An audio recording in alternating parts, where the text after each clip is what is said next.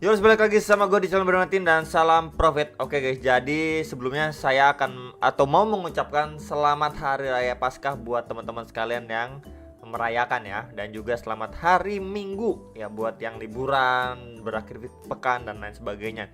Oke, jadi tanpa basa-basi lagi, gue akan mengupdate juga seputaran Bitcoin. Kemarin sudah upload untuk Bitcoin dan XRP, jadi yang belum nonton bisa coba ditengok di video kemarin udah diupload ya. Oke guys, jadi pertama akan kita lihat dulu untuk si USDT dominance dulu lah ya. Jadi ini yang belum tahu sebelumnya, ini adalah trendline support and resistance. Jadi dia bergerak di dalam triangle patternnya ya, USDT dominance. So ini adalah time frame 1 jamnya. Dia create seperti triangle pattern nih teman-teman. Nah jadi dia create seperti triangle pattern ini.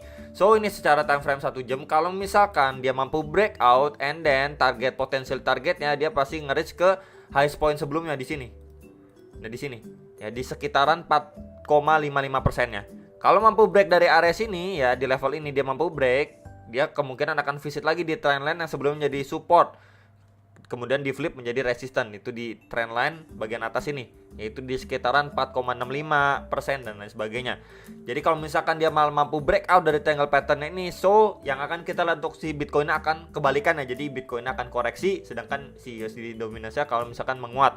Tapi kalau misalkan dia terbreakdown ya dari triangle patternnya, ini ada trendline support, and then target pertamanya itu di kisaran sini teman-teman, di lowest point terakhir sebelum dia bouncing lagi di sini di sekitaran 4,35% ya. Lebih bawah lagi itu di key support and then resistance di sekitaran range area 4,26 sampai 4,32% ya. Ya, jadi kalau misalkan dia drop ya, breakdown dari triangle pattern ini, so yang akan kita lihat untuk si Bitcoinnya malah kebalikannya, berarti Bitcoinnya akan mengalami kenaikan at least secara time frame 1 jam. Ini dulu ya. Next ini adalah Bitcoin ya teman-teman. Ini Bitcoin time frame 1 jam nanti akan saya bahas. Ini adalah daily-nya dulu. Jadi secara daily dia terakhir kali ini ya, pertama kali dia testing itu di sekitar tanggal 11-12 April lah ya. Kemudian dia masih maintain posisinya di atas trendline support ini ya, garis warna biru ini.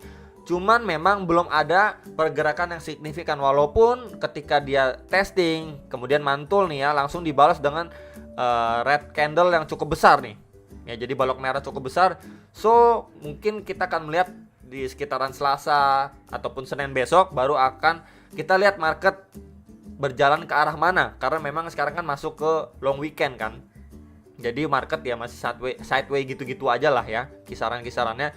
Jadi nanti kita bisa lihat mungkin di besok atau lusa ya, sekitaran Senin Selasa kita akan lihat apakah dia akan breakdown ya dari sininya ya, ataupun testing lah setidaknya, bukan breakdown ya, sorry, maksudnya testing di trendline support ini.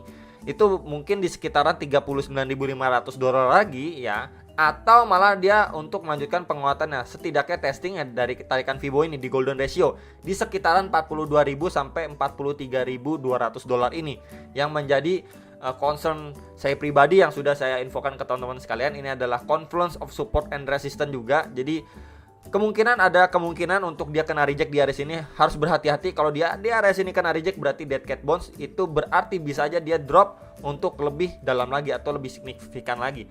Tapi kalau di area sini dia cuma sideway aja di range ini teman-teman, dia cuma sideway aja di range ini, so kemungkinan akan kita lihat untuk dia bisa melanjutkan penguatan, nge-reach next target seperti 44.000, 45.000, 47.000, 48.000 dolar sampai maksimalnya di sekitaran 50.000 dolar ya untuk secara daily time frame. So kita tunggu aja, mungkin besok ataupun lusa ya, Senin Selasa baru kita lihat apakah pergerakan market setelah long weekend ini lebih condong untuk drop lagi, lebih signifikan, atau setidaknya dia testing dulu lah di trend dan support ini, atau malah mendapati booster ya untuk si Bitcoin secara daily time frame. Jadi perlu sekali diperhatikan untuk minggu depan nih ya, beberapa hari ke depan ini perlu sekali diperhatikan. Tapi kalau misalkan dia breakdown dari sini ya, next target pasti di trendline bawah ini yang saya ambil dari shadow-nya ya secara daily time frame, itu di sekitar 37.000 sampai 38 ribuan dolar. Ya itu yang harus diperhatikan untuk secara daily.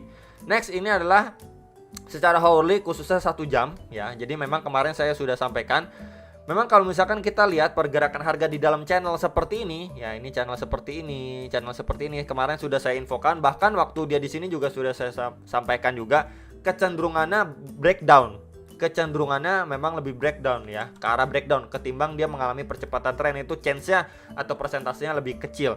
So kita mendapati breakdown ya, nih sesuai info kemarin ya, memang lebih cenderung breakdown. Akhirnya dia breakdown, nggak mampu mempertahankan key supportnya dia di sini. Cuman yang menarik ya, setelah dia breakdown, memang di sini untuk area neckline sebelumnya yang pernah saya bahas untuk double bottomnya di area sini ya, neckline di sini ya, ini akan saya tandain dulu.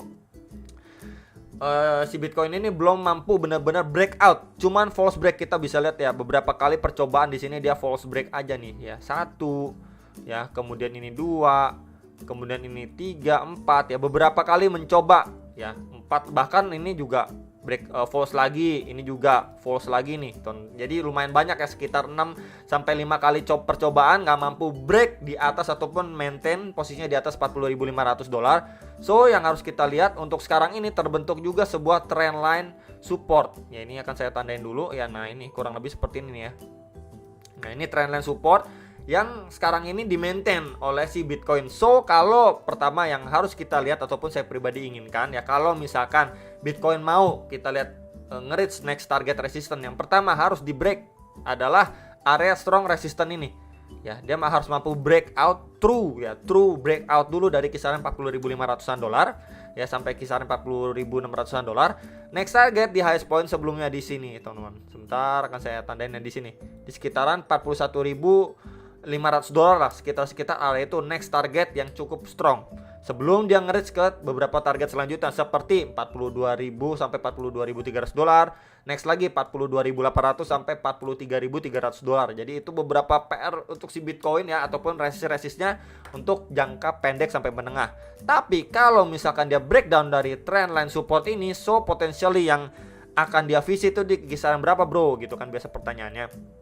Next ini di area demand dia terakhirnya itu di sekitaran $39.500 sampai $39.600 dulu, yaitu next target, next support. Kalau di sini juga breakdown, so dia akan testing di potentially lowest point-nya ketika membentuk double bottom itu di sekitaran $39.200-an. Ya jadi bisa diperhatikan dulu beberapa area support and then resistance terdekat untuk si Bitcoin secara hourly time frame. Jadi memang sekarang kita ataupun saya ngebahas untuk secara jangka pendeknya dulu ya, karena memang secara overall si Bitcoin ini masih di range itu aja, sideways di situ-situ aja gitu. Tinggal dia make decision aja. Mungkin ya kita nunggu sampai besok lah ya. Either dia untuk drop ya ke bawah atau malah dia breakout ke atas. Ya, jadi bisa perhatikan kalau breakdown ke beberapa area support yang sudah saya sampaikan. Kalaupun dia breakout, so yang akan kita lihat beberapa target resistance yang juga sudah saya sampaikan ke teman-teman sekalian.